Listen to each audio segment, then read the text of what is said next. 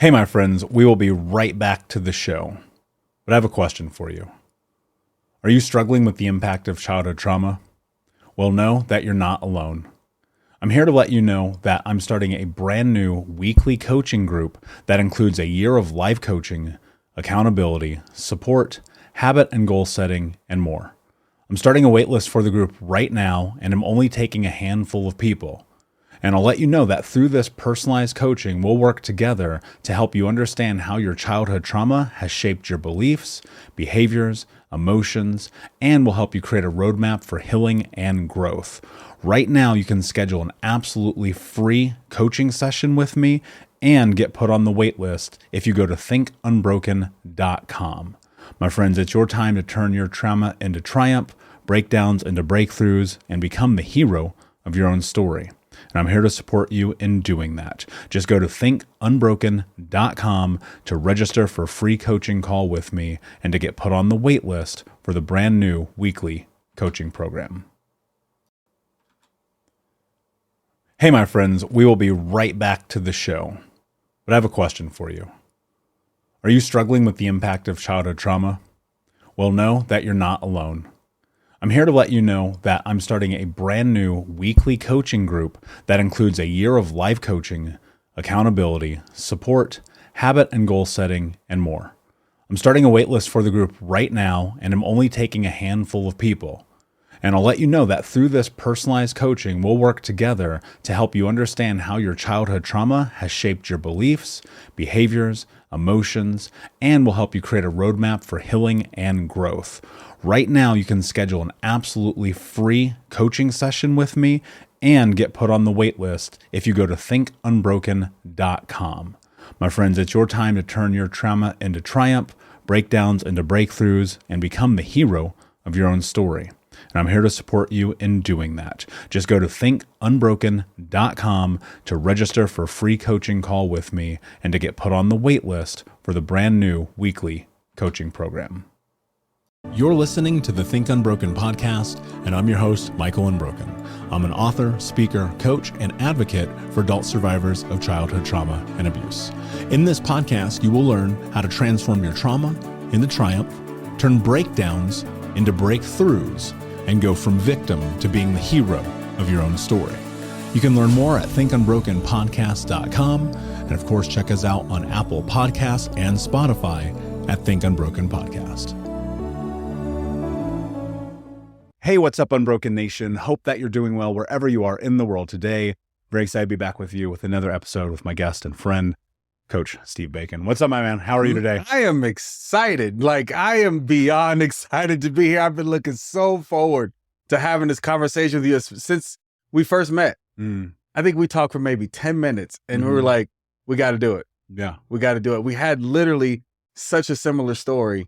And I've been excited for months, man. So I'm ready to rock and roll. Same, man. I appreciate you coming out here. This is, whenever I think about the journey I've been on in my own personal life of this mental health thing, it's very rare, almost infinitesimally small, that I come across someone who had a crazy childhood like mine, who has somehow been able to transverse and become who they are, like you are today.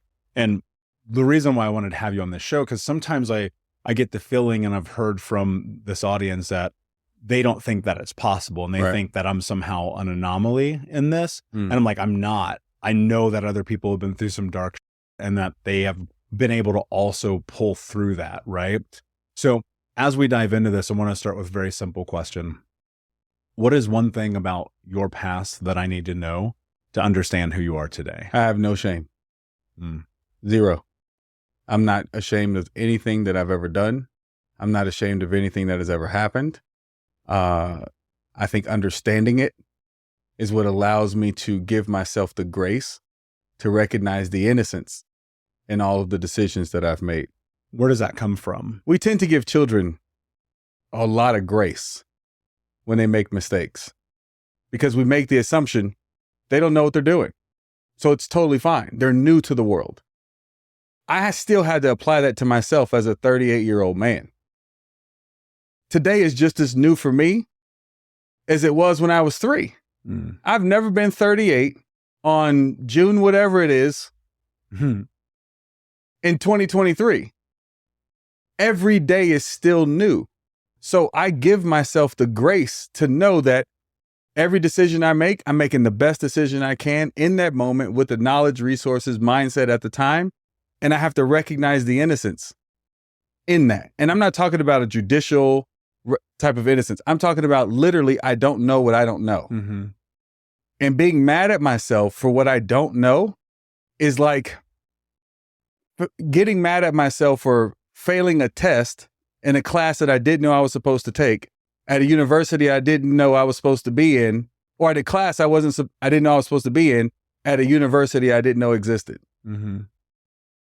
That makes absolutely no sense. Yeah. I mean, that's so much of life, right? When you think about it, the things that we beat ourselves up for, the things that we hold ourselves to account and accord for are often things where it's like, you don't even know, you have no idea what you're doing. Right. And I say this all the time, like I wasn't born with any playbook. And in fact, if there was one, then I got the shaft, right? Coming from this background, coming from this childhood, it was like, you look at these experiences of life and it's like, there was nothing foundational that would set me up for today. Right. Like the trauma and the abuse and those things aside, but just in general, like I had no idea 37 heading into 38 years old myself that I would be where I am today. Right. Like you couldn't have told me this at 13 and I would have believed you. I'm like, you're out of your mind. Right. Going back, because I think that's really astute what you just said. And I think it's powerful. And we don't give ourselves enough grace, enough patience, enough self-love, enough compassion. Tell me about childhood. What was that like for you? What was it growing up as young Steve? So I was born in Hayward, California, where The Rock was born, just so everybody out there knows. I think we might have been born at the same hospital. But no, I was born in Hayward, California, 1984. I was raised back and forth between Oakland and Hayward. And my mom got addicted to crack in 1984, 6 months after I was born, right when crack hit the scene. And so I spent the first 8 years of my life growing up in crack houses. Like I've seen it all, right? I've seen people overdose in my face. I've seen people get killed in my face. There were times when my mom would take me to a crack house and then say, sit right here, I'll be right back. And then go in the bathroom and out the window, and I wouldn't see her for days at a time, right? Left with complete strangers. There was times where I was left outside at 2 or 3 o'clock in the morning in the car by myself with my imaginary friend, right? Waiting for her to come back out. Like that was the first 8 years of my life. And I knew exactly what was happening. I knew exactly what was going on. There were times where in task force, the police task force would bust into our house looking for my mom, right? My mom ran the first crack in the box. She was literally selling crack outside of the laundry room window, right? In our apartment building. And I remember the task force and the helicopters and so that was the first 8 years of my life. And then one day she drops me off at my father's house or my grandmother's house, like she normally did before she went on a binger or something. And this Chico DeBarge looking dude showed up the next day. Now, for those of you who are too young to know who Chico DeBarge is, look him up. That's not my father, but my daddy looked just like him. Light skin with the jerry curl. But I didn't know who this man was when he showed up. All I know is that he said, you coming to live with me. And I'm like, who the f is you? And I'm looking at my grandma like, you really finna let me walk out the house with this dude? And she did nothing. She just sat there at the counter in her little robe, smoking her Marlboro cigarette, drinking her Folgers coffee like she normally did. And off we go. It was that moment I developed a hatred for my mother and resentment towards my grandmother because nobody told me that this dude was coming. You dropped me off like you normally did and tell me nothing about what was going to happen the next day. Not to mention my dad, we had a very abusive relationship. My dad was young. He didn't know what he was doing. And what he lacked in words, he made up for in violence. And so now I'm angry towards him, pissed off at my mom, I got massive abandonment issues. And so at 14, I threatened to kill him. We got into a massive fist fight. And I told my cousin that I was going to kill him. I had it all calculated. Next thing I know, I end up on a bus from Georgia going back to California. And during this time period, I had already went to 14 schools. So I was the new kid almost every year. So on the way back to California, I decided to reinvent myself because I was bullied all the time for being light-skinned in Georgia. So I decided that I wasn't going to be bullied anymore. I was going to become the bully. So then I started lifting weights, taking creatine, all that stuff. And I used my anger as a way to keep people away from me, right? To try to build my confidence and my self-esteem. And then at 17, I went to the military because I figured if I get away from everybody that caused me issues and harm and trauma, then all my problems will go away. Not to mention, I forgot, I was molested while in my mom's care. She knew nothing about it, but it happened. So I went through all of this by the time I was 17. So I figured I'd get away from everybody. Not even a few months into boot camp or after boot camp, I married the first girl who said she loved me. And then I physically, mentally, and emotionally abused her until she got the courage to leave 6 months later. I'm not proud of it. It's just part of the story. Because growing up, I saw problems, especially between men and women, being solved through violence. No one where I grew up had any emotional intelligence whatsoever. That's also the reason why I became so, I avoided conflict at all costs. Because I always felt that conflict would end up in violence because that's what I saw growing up. Anytime two people got into an argument, violence. So I get married for the first time and 6 months in, we get no security deposits back. I didn't punch a hole in almost every wall in the house. I didn't kick doors off the hinges. I threatened her with the gun that she bought me for Valentine's Day. And so when she finally did get the courage to leave, I ran in the bathroom, put a loaded shotgun in my mouth and pulled the trigger. And the only thing that saved me was God. Obviously a lot to unpack there.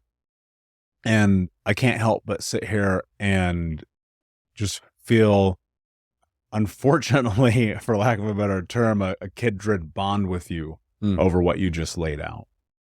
And that is, of course, because and everyone who's listened to this show for any period of time knows that my story sounds exactly like yours. And there's a truth in something that you laid out that I don't think people fully understand or embrace in a way that is rational enough for them to want to take a step back and assess what's really happening. And what that truth is the language of communication that we have with ourselves, with other people, with our spouses, with our family.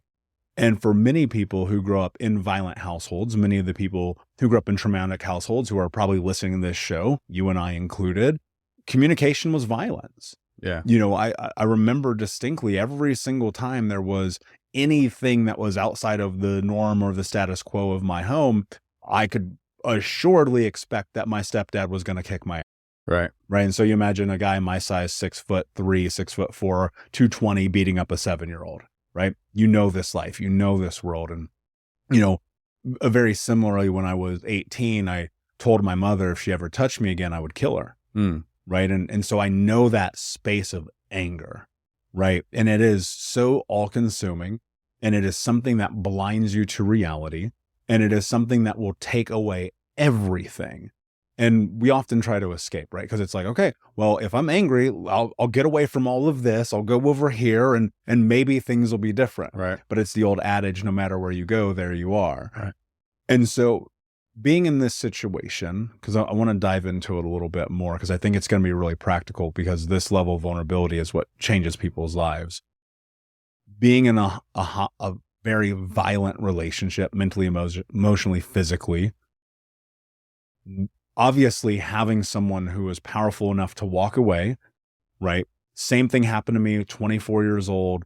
My ex walked away from me. I was massively verbally and emotionally abusive to her, right? That became one of the most important moments of my life because it made me realize that the pain that I was feeling because of the shit I hadn't dealt with was consuming everything around me. And so I'm wondering now, being in this situation, looking at this shift happening in your life, when she walked away, you put that shotgun in your mouth. You have this moment where you're saved by grace, spirit, earth, God, universe, whatever you want to call it. What happens after that? Well, she reported me to my superiors because we were both in the military at the time. And they took my gun and put me in anger management. And ironically, I was sitting there in anger management going, y'all motherfuckers is the one with the problems. My anger is justified. It's funny how we'll find justification in things. I was like, oh, your daddy didn't love you. So what? Mine beat me. This happened, that happened, this happened. So again, I was 18, young, dumb, out of control, full of testosterone, and pissed off at the world, right? Not to mention my grandmother had just passed. So I don't know for anyone else listening, but there's sometimes, especially for people like us, there's that one person that's always holding you together. When my grandma died, I completely unraveled, right? And that's really what led to that spiral with the abuse and everything else, right? But I still didn't know what to do with all this pain I had because I'll just say it, because I call myself the Bernie Mac of personal development. I say what everybody else is afraid to say. Our mental health system sucks. Yes.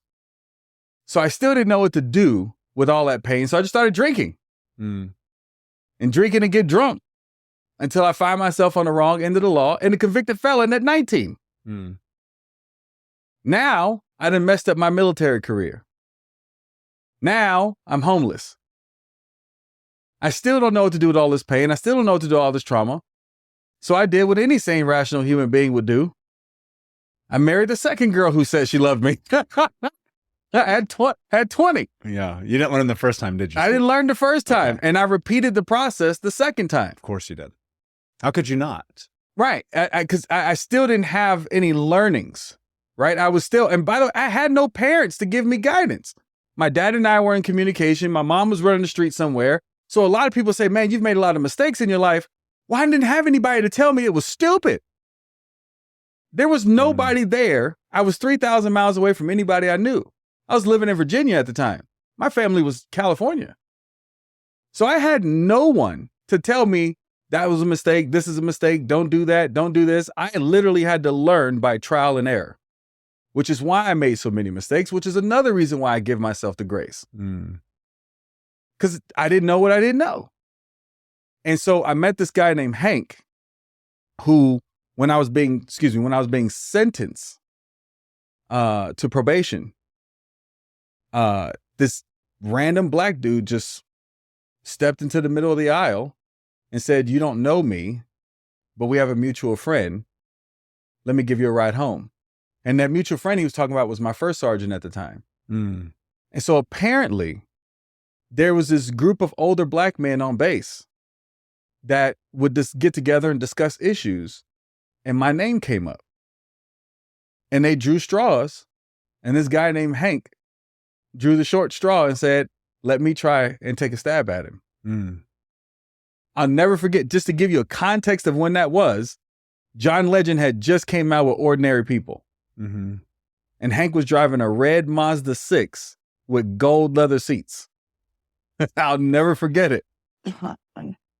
And on that ride home, he said, young man, I know where you think your life is headed. Because at that point, I was thinking suicide again. Because now I'm a felon. I spent my whole life trying to get away from that. I was even trying to become a cop. God knows what he was doing, not letting me become a cop, by the way, because I was in no psychological condition to have other people's lives in my hand. I barely knew what to do with mine, right? But he says, I know where you think your life is headed. And it doesn't have to if you change how you see yourself and you change what you believe about you. Now, two things. One, I didn't know what the hell he was talking about. But two, I knew that I didn't want to live the life of a felon that I witnessed growing up my entire life, working at fast food chains or construction. I'm way too pretty to be doing construction. I'm too dainty. I don't believe in manual labor. If I can pay somebody else to do it, I let them do it. I don't do manual labor. Yeah. So I was like, he offered me the opportunity to mentor me. And I took it. And that man dragged me from convention to convention, pleading with my probation officer at the time to let me go out of state to go to these conventions. The first one was here in Las Vegas. He started stuffing books down my throat, like Think and Grow Rich and Bob Proctor stuff and Tony Robbins stuff. And he just started stuffing this stuff down my throat for a whole year and some change. He like metaphorically held my hand and never let it go, no matter how disrespectful I was. I want to go into this real quick. The power of mentorship is singularly the thing that changed my life forever. But it was like these subtle moments, right? These very small, I never had that, right? I didn't have this like one overarching moment, but there were a lot of these little things that would happen. People would come to me, they would say to me, they'd be like, hey man, you know, you're up over here. Or the best thing probably ever, my high school business teacher, Mr. Bush, once told me after failing me and leading me down the path of not graduating high school, which of course was my fault. He goes, you have to understand something about life. If you want something, you have to earn it. You can't get by in your charms and your good looks, right? And these things, like these little increments of shift started to happen, but there was always still this hesitancy, right? I'm 20, 23, 25, 26, before my rock bottom moment, before I find myself with a gun in my mouth, before my brother tells me never talk to me again, you're not my brother, all of the things that became the catalyst for the change, there were these small little things that just bing, bing, bing, they just kept popping up and popping up and popping up. I wasn't listening though.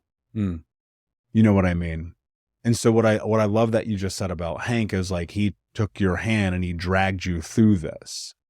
But there's something that I don't think people factor in enough to this element of conversation and this thing that happens in shift. They don't understand that they also have to be willing. Right. So you're in this, I want to go into this because the catalyst I believe for success, for change, for transformation, for growth always begins with one's willingness to say, I'm tired of myself. I'm sick of my own. Yeah. I'm not good enough who I am. I want to be different. I want to grow. I want to change. I want to transform. You had this concept in your head because here you are, you're now going through being on probation and having a felony, you know, problems with the military, you can't become a cop. All these things are happening. But why did you make the decision? Here, I need to say a little bit more context because I really want to narrow into this. Growing up, like you, the only thing I witnessed was violence, suffering, pain, hurt, abuse, buy here, pay here places, repos, working at Taco Bell, getting fired, bill collectors calling, getting kicked out, being evicted, living with 30 different families. Like, you just gave me goosebumps. You're literally talking my whole childhood. You know, and I'm witnessing this, and so many people who are listening right now, they have been through that as well. But when you are faced with becoming who you are, everything must become different, but you're programmed to be the version of the person that you were. Right. How did you step through that? Hank, I'm telling you. So to give you even more context on that, he introduced me to network marketing. In network marketing, they said it's a compensation plan with a personal development plan with what is it? They call it a personal development program with a compensation plan attached to it. So changing myself for the sake of changing myself was never the goal. I wanted to get rich.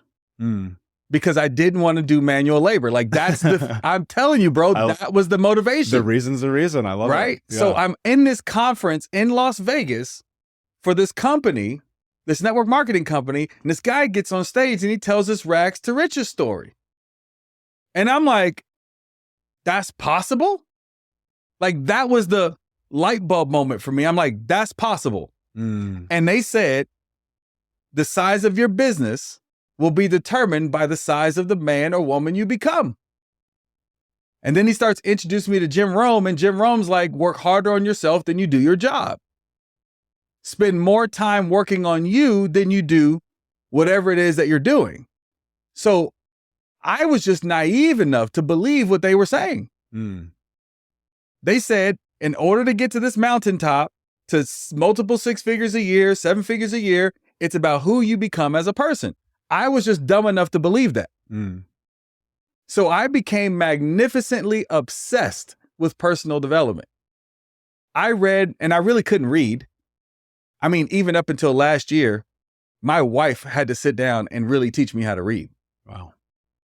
So yeah, I'm a 38-year-old man who just learned how to really read last year.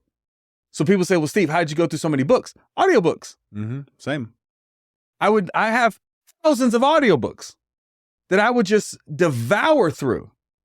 And I've probably invested anywhere between $500,000 to $1 million in myself over the last 20 years. Mm-hmm.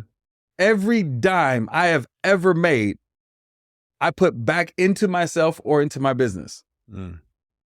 Because again, reading personal development. What was it? The Benjamin Franklin? You pour your money into your mind, and your mind will pour your purse into your mind, and your mind will pour into your purse. Mm. Like all these little sayings that they had, I was just dumb enough to believe them. So I just kept going and kept going and kept going. And I would get so far until I got introduced to really deep work. It makes me think of the law of the lid from John Maxwell. Exactly. Right. And it's like, you can only go so far on your own. You Right. can only go so far with specific mentors. You can only go so far with specific information and education. You have to be willing to go to the next level. Yeah. And for me, same, dude. It's so wild. Like, I have invested more money, more time, more energy into personal development, into self-education, into growth than anything else. And to be honest with you, most days I'm still like, I don't know what the hell I'm doing. Right. And so what came to mind as you were saying that is it's brainwashing, right? You're effectively being indoctrinated into a shift, into possibility. There's something that people don't talk about enough, though, about conferences and events. I believe that when you are in those rooms, you're being exposed to possibility. Mm-hmm. People who hesitate, they're like, I don't want to spend $97. I'm like, that'll be the worst decision you've ever made in your life. You don't want to spend $1,000. Okay. I get that. That's a scary amount. But what if I told you could turn that into 100,000? Right. You don't want to spend 10,000. Well, now you're just crazy. Why would you not want to spend 10,000? Right. Right. If somebody sat across from me, Steve, when I was 14, and they said that one day you're going to be sitting across from a guy like you, but the only way that I'll ever be sitting across from that guy like you is I'm going to have to invest in myself. I'd be like, go f yourself. Did we just have to invest $1 million in ourselves to meet each other? Basically. But it's so true, because like, if you're unwilling, nothing changes. Right. And like, thank God you have a Hank, but there's a lot of people who don't. Right. And I fear that for a lot of people hearing this, they'll go, well, I don't have a Hank. I 100,000% disagree with you on that. Please, let's go. Because Think Unbroken is their Hank. You are millions of other people's Hank. That's a good point. Yeah. I factor that. I guess in my mind, I was thinking like the physical representation of the Hank in the courtroom. It wasn't Hank's physical presence. It was his constant. Hank never allowed me to hold a small thought about myself. That's powerful. That's why our relationship was really contentious. We didn't talk for 17 years. Why? Because I was that little pissed off kid that this guy's trying to manipulate me, this, that, and the other. But it really was, he would never allow me to hold a small thought about myself. And I didn't know how to take that. Because it's scary. Absolutely. Okay, so here's an interesting question. What is it like for you to love yourself? To never hold a small thought about me. What is that feeling? And the reason I'm asking this question is because I think from an analytical perspective, we can say that, Mm-hmm. right? But what does it feel like? Because I know I'm going to put words in your mouth. I try to never do this, but like I'm basically talking to myself right now. I have the feeling that you were probably an asshole to yourself for a long time. Oh, yeah, for sure. And so I'm trying to understand what it's like to not be that anymore. The true, honest word is grace. It's just grace. It's not feeling like I'm supposed to be anywhere. Mm. That every day is new, and it's not just the same old every day. Mm-hmm. Every day is new, and every day is an opportunity for me to choose who I want to be. Mm-hmm.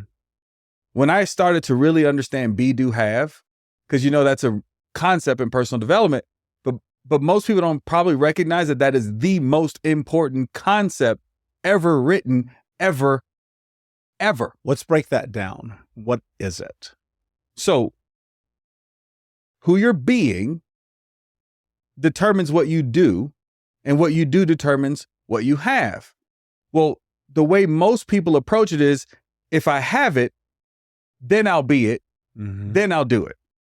Or if I have it, then I'll do it, then I'll be it. Or if I do it, then I'll have it, then I'll be it. Right? Or if I do it, then I'll be it, then I'll have it. And it's always the effect trying to change the cause. Mm. But being is the cause, right? So for instance, if I were to say, I am a runner, what do runners do? They run. If I am a boxer, what do boxers do? They box. Well, if I say I am a meat eater, I'm a carnivore. We'll be right back to the show. But before we do, I want to tell you about today's sponsor, factormeals.com, where if you go to factormeals.com/unbroken50 and use the code unbroken50, you can get 50% off your first order. That's factormeals.com/unbroken50. If you're like me and you are a person who is busy trying to create a life, heal, work on their health, wealth, and relationships, and not to mention deal with the day-to-days of normal life, you do not have time to be going to the grocery store and trying to figure out what you're going to cook every single day of the week. In fact, one time I did the math and I realized I was spending over 15 hours a week at the grocery store and cooking. When I added Factor, I got to use that time for myself, for my family, for my friends, for my community, and for my business. And so if you're in the place where you need some more support in the kitchen, head to factormeals.com/unbroken50 and use the code unbroken50 to get 50% off. But I'm going on this vegetable diet. That creates cognitive dissonance with your self-image. Mm-hmm. And your brain doesn't like to be in that confused cognitive dissonant state. And a confused mind will always fail. Absolutely. And so before you know it, you're stuffing meat in your mouth again, and you have no idea why. That's because you tried to do something outside of your self-image. And your brain will always correct that. Mm-hmm. So we have to change how we see ourselves in order to change what we do permanently. There are 6 levels to change. First one's environmental, second one's emotional, third one's physiological, fourth one's behavioral. Those first 4 are all temporary. Mm-hmm. And most environments we go into only talk about those first 4 because they get the quickest result and, you feel great when you leave out of there. But if we don't change our belief system and our self-image, then we will always revert back to doing what we were doing. Mm-hmm. So for me, not becoming the asshole was first choosing to be grace. Beliefs are this really fascinating thing that I have probably consumed myself with for the vast majority of the last 13 years. Mm-hmm. And I frequently teach people mindset is very simple. Mindset is not just this word that we throw around, but it's what you think becomes what you speak become your actions become your reality. The hard part about belief, and I don't think people understand this until they're like in it and they're walking on the path of belief and changing identity, is that your beliefs are structured within the foundation of what you come from. You feel abandoned. You feel that you don't matter. You feel hatred towards your mother, towards your grandmother, towards your father. You feel like you're not important. You feel like anger is a space of communication. You believe all of these things about you. And thus, in reality, that's your life. We can literally look at these dots connected on the timeline from the moment you're born to the moment you have this transformation and go, because of Steve's beliefs, this is who he is. Right. Now, changing those beliefs, that's the thing that changes your life. Yeah. And that's the thing that people are terrified of. Yes. Because when you change your beliefs, you're effectively showing yourself possibility. But if you've only ever seen things in terms of possibility that are negative and harmful and hurtful and debt and despair and pain and suffering and hurt, well, what's more scary than grace? Yeah. So as you're in this shift of belief, because I want people... I can go down a rabbit hole if you let me. I want to go down this rabbit hole because I think it's the reason my life is different. It's the reason your life is different. And I want you to talk about your journey into shifting your beliefs. Yeah. Especially because I don't believe that you have to be angry to change your life. Agreed. I'm just saying there's so much out there. And this is one of the reasons why it was really important for me to want to do this podcast with you. Because it's effectively like me finally putting myself out there, right? Because I see so much of, you're going to become successful and those people and that person. I'm just like, why so much anger? Like, why does it have to be angry? I have the right to be, by societal standards, to be the most angriest son of alive. Sure. And yet I'm one of the most emotionally healthy, loving people you'll ever meet. Now, here's why. Because I began to understand those first 14 years that you talked about. Ooh, this is about to be so good. When a child is born, and this is just for the listeners, not for you, you already know this. When a child is born, those first few years, they have no idea they're even alive. They're completely unconscious. This is why we love babies. Because that is all possibility. That is the physical representation of God. Right there. That is all possibility. And that baby has no self-image. They're blank. Well, then one day, that baby wakes up and it's consciousness kicks in. And that's like waking up out of a coma with amnesia. You have no idea who you are, where you are, what's going on. You're familiar, but you have no idea what's going on. It's kind of like you're just looking at yourself and going, what the right? It's like waking up on a strange planet. Now, Dr. Miles Monroe says that every human being is asking themselves 5 questions for their entire life. Who am I? Where am I from? What can I do? Where am I going? Why am I here? And that's when those questions start. Well, if you got a question of who am I, and it's an unconscious question, well, your environment is informing you of those answers. You're black. This is what this means about you. You're a male. This is what this means about you. You're from here. This is what this means about you. And then when we talk about relationships, the importance of relationships, well, it's only in relationship can we actually know who we are. So now, depending on my mom and dad and the way they treat me, or the way I perceive they treat me, my teachers, all of this is starting to inform me of who I am. And by the time I hit about 9, 10 years old, I write a thesis on myself. I make a conscious decision of, this is who I am. When my wife got her master's degree, she had to write a thesis, pick a problem, pose a question, do a bunch of research. And then her thesis was the conclusion and all her research and cited sources. Every child does that. They write a thesis on themselves. And by the time they're 14, 85% of what they believe about themselves, about the world, what they deserve, what they can, what they can't do, they've already decided. And so most people, 48, 50 years old, are really just 14-year-olds that have lived 40 more years. Does that make sense? So, especially when I'm working with people, I only go back to those first 14 years because that's when the foundation of your life was set. Yeah. If we can shift that. Now, the key to shifting that is the willingness, like you said, to be wrong. This is where most people get stuck. It's because we have these views of our childhood, The challenge is we're viewing it through the eyes of a child. Mm-hmm.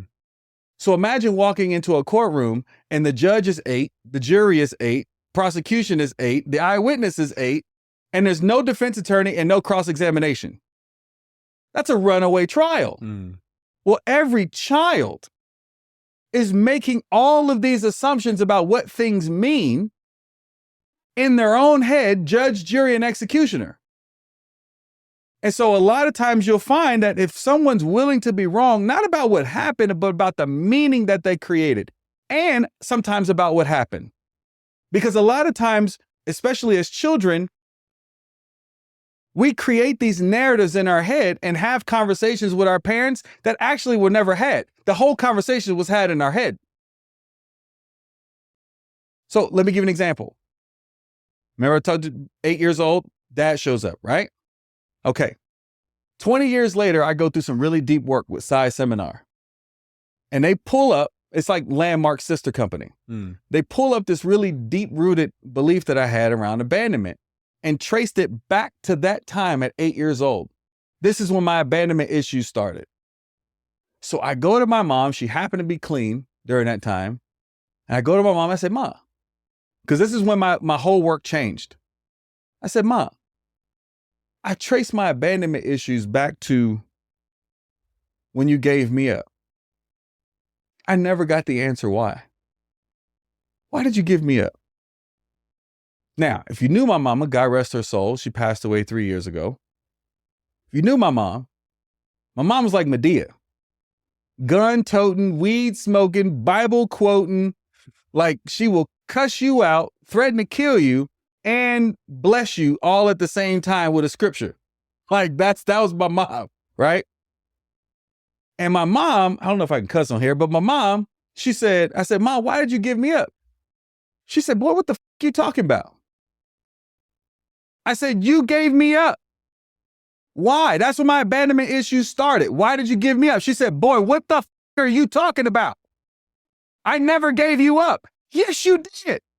Remember when dad came, da-da-da-da. She's like, no, that's not what happened. Mm. I said, what? She said, that's not what happened. She said, I dropped you off like I normally did, with all intention to come back and pick you up. But what was happening that I didn't know was happening was your grandma and my sister tracked your daddy down and helped him file for custody, showed up at the custody court hearing, testified on his behalf, all without me knowing because I didn't have an address for them to send a letter to. Mm. Your grandma had to pick you up for some drug dealer that I had owed money from or owed money to. So that's when she was just like, she had it. And so she picked your daddy up. She's like, plus my sister got mad because her kids got taken into foster care and you didn't. And we was both smoking crack. She said, so behind my back, they helped your daddy get 100% custody. Mm. I dropped you off because your grandma asked me to. And she called your daddy to come pick you up. I said, is that why she didn't do it? She's like, yeah, it was her idea. Mm. And I looked at my uncle. I was like, yo, is this true? Because I went and asked him, because he was living with my grandma at the time. He said, yeah, that's what happened. I said, so wait a minute. You telling me you never gave me up? She said, no, boy. I said, so I have manipulated, abused myself and women out of hatred towards you, out of a lie I told myself because I was too young to understand what the f was happening. That's when everything changed. Mm. That's when I really started to dive into what I call now the unreliable witness. One of the things that came to mind as you were saying all that, and one, what an incredibly powerful story. To me, I look at that and I go, they were actually just trying to save you, right? That's the thing that most people don't pick up in that moment. And then I think of something secondarily, a quote that I actually put in my first book, Think Unbroken, from Neil Strauss. It says, most adults are walking around as wounded children. Right. And when I read his book, it is his second book about his life. It's very biographical. It is called The Truth. If you've never read this book, I highly recommend. It's actually one of my favorite books of all time. When I read that quote in that book, I was probably 28, 27, 28. And I remember thinking clearly in that moment, why do I hurt everyone? Why do I push everyone away? Why do I have these giant walls up? Why can I not connect mentally, emotionally, physically, spiritually, sexually to another human being? Why do I always burn everything down? Why am I in debt? Why is my car getting repoed? Why am I overweight? Why this? Why that? And it all came down to realizing something that for, at that point, 27 or 28 years, I had never actually acknowledged the fact that my mother cut my finger off when I was 4 years old. I never had it because it was such a shocking and painful moment and experience, knowing that my mother's a drug addict and an alcoholic and a pill popper, and she's this crazy bipolar, narcissistic, suicidal, manic depressive, and like everything around me is chaos all the time. And I read that quote, and like normally I will say this, I believe that you need help and support to change your life. In that moment for me, even though I was in therapy and doing some personal development stuff, that quote changed my life because it made me go, I'm trapped inside a 4-year-old me. And so many people are just trapped inside of who they are. They're trapped inside of this experience of something that now, and you know this, Steve, which is really difficult to reconcile with. You don't have a time machine. You cannot go back and change other people's behaviors. And yet those behaviors are manipulating, I love that you use that word, your behaviors today. You are letting other people control your life. And what's so desperate about that is that until you are in this space in which you're willing to acknowledge that, Mom, I thought you abandoned me. I did all of these things. And then on the flip side, which is leading down the path of the question I'm about to ask you, you have to take responsibility. 100%. Because this was Steve's doing. This was Michael's doing. Tracy, Stacy, whoever you are, this is on you. Yeah. But this is I believe this to be true. The lack of ownership is the number one reason outside of belief shifts that people's lives do not change. Yeah. How were you able to take responsibility for your actions? I think you're going to say grace, but I want to go a little bit deeper. Yeah. How were you able to take responsibility for your actions while simultaneously creating a space of reconciliation for the things that were not on you? One was understanding the power of meanings. Life events plus meanings equal quality of life. I really did get molested. That wasn't on me. The meaning that I created and belief I created about myself as a result, that is on me. So when I say take responsibility, I'm not saying that I'm responsible for being abused. I'm not responsible for being, dragged around the crack house. That's number one. I am responsible for the meanings that I gave those events, and I am responsible for the beliefs that I created about myself as a result. So that is what I could take responsibility for. And that's what I decided to take responsibility for. And that's what I decided to dive in. So I decided to bring up all these childhood stories. And this is what I do with my clients. I make them pull up all these childhood anger, hurt, issues, and guilt and all this stuff. And they'll see that it's when they actually write it out and they get all that stuff out, they can see the little kid on the paper.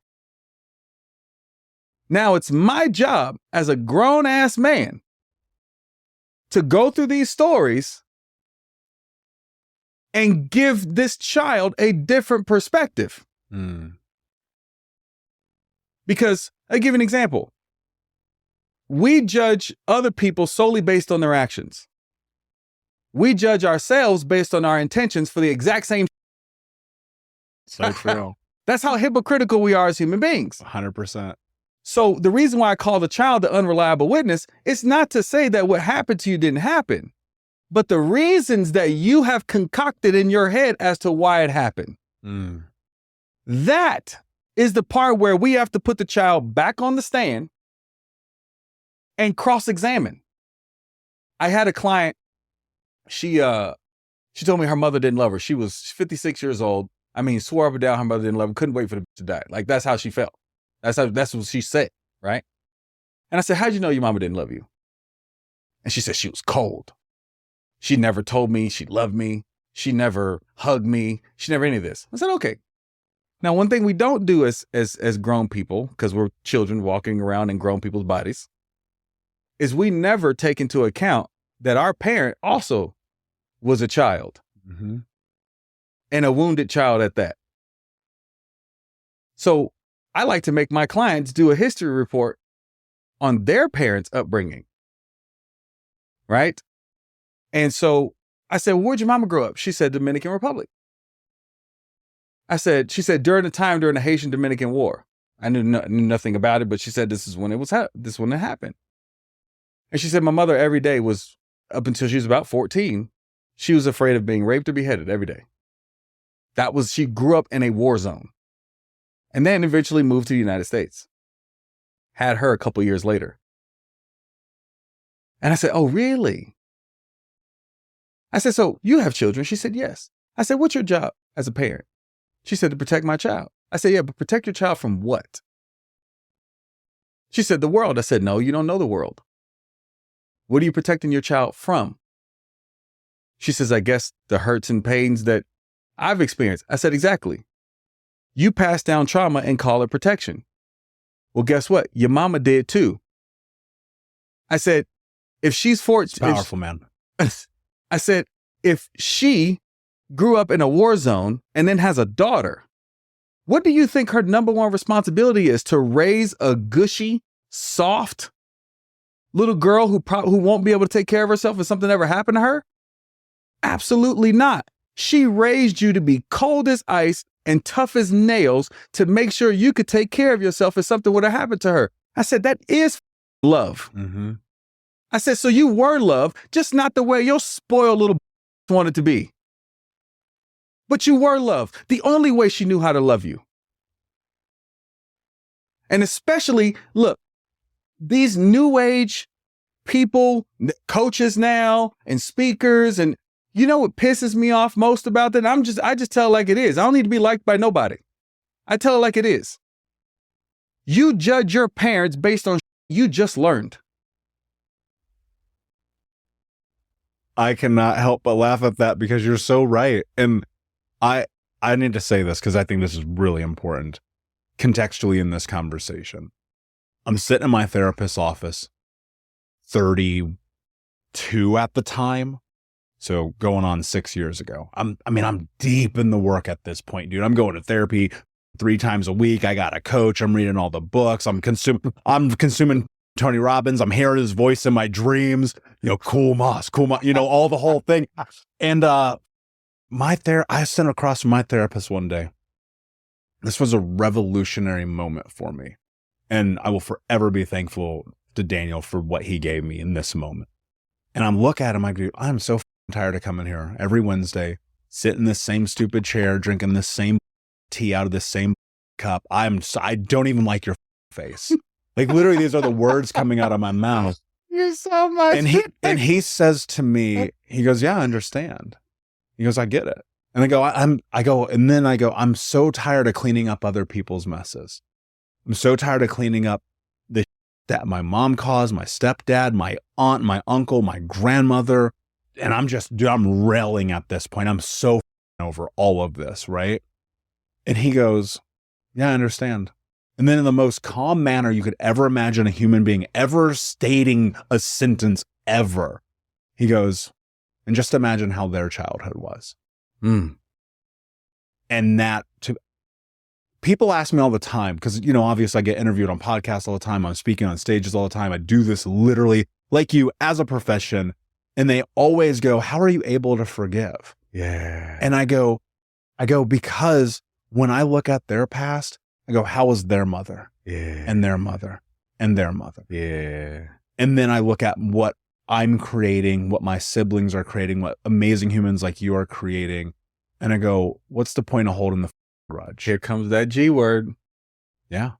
Grace. That's what it is, man. That's what it is. And that's such a hard word to delineate and to extrapolate all of the power of it, both genetically and energetically. Yeah. Because when you forgive yourself, when you give yourself grace, you're actually healing the timeline. And until you give yourself grace, you will never give anybody else grace because you don't even recognize the innocence in yourself. Mhm. Therefore, there can't be any innocence in anyone else. Yeah. See, when I learned about my dad's history, so my dad and I last year got together for the first time in 20 years. Mm. It's on I have a whole video of me and him talking about the 20 years we spent apart, our healing journey. And I sat with my dad. I had already did my healing work. So he owed me no explanation. I just wanted to be with the man because I saw him for the wounded child he was at 50 something years old. And when he told me his story about being put up for adoption, finding his birth mother, and then when he finally found her, her response was, "Nigga, I didn't want you then and I don't want you now." At 13 years old. And then him being raised from foster care to foster care, being abused and everything else. And then less than 10 years later, having me. He didn't know how to love. Mm-hmm. Not the way I wanted to be. He didn't know how. So not being willing to give him that grace is what makes me an Mm-hmm. Because now I'm just committed to being right. And anyone committed to being right will never heal. Yep. And your ego is always looking for reasons to justify the misgivings of the world, to justify the pain and the suffering, most of which you're putting yourself through. Yeah. And for all those other things. And I think ultimately this work is so much more profound than just simply saying it's okay, or I forgive you, or letting go. But the thing that comes through that, it's like a funnel, right? Yeah. You take all of the chaos and you put it in the top and you drop it in, and then it comes out at the bottom in grace.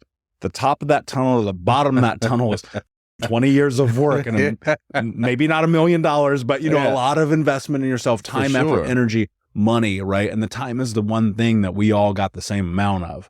Right. And it's like, show up, do the work, execute the game plan, get mentorship, get coaching, read the books, listen to podcasts, do all the things, and it will still be hard.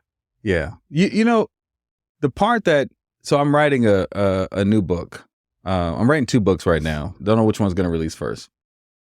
But the first chapter and the one on healing, the first chapter is called F Your Inner Child. I love it. And the reason being is because the inner child is the problem. Mm-hmm. A lot of times when I get with people and they start, and I hear just get over it, or they're like, just get over it. Or it's so, just move on.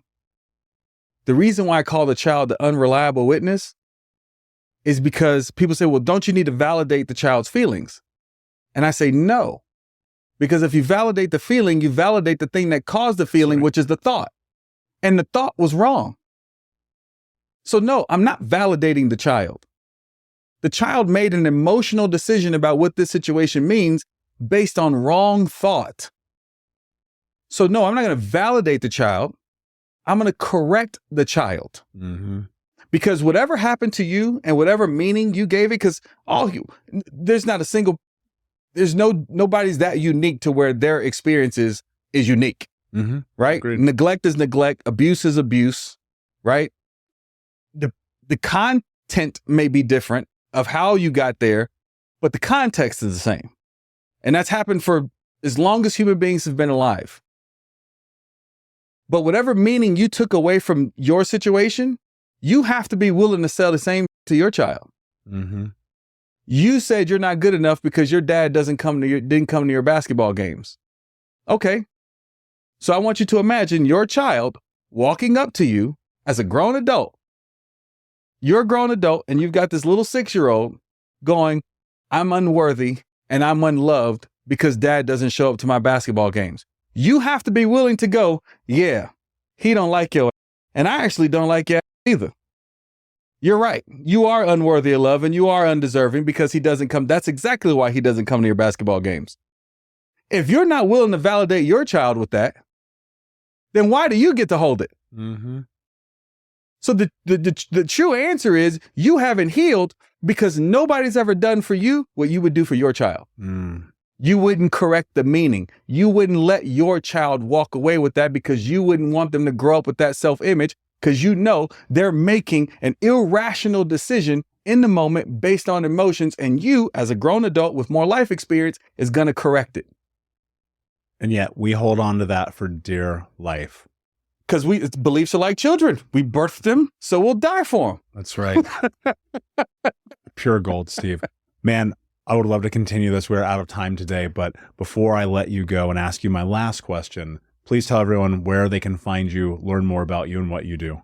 So you can find me at coachstevebacon.com, and everything about me is there. My social media handles, anything coming out. I have a new book that will be releasing soon, or should it already released? The new book, the timeline. Right. I was like,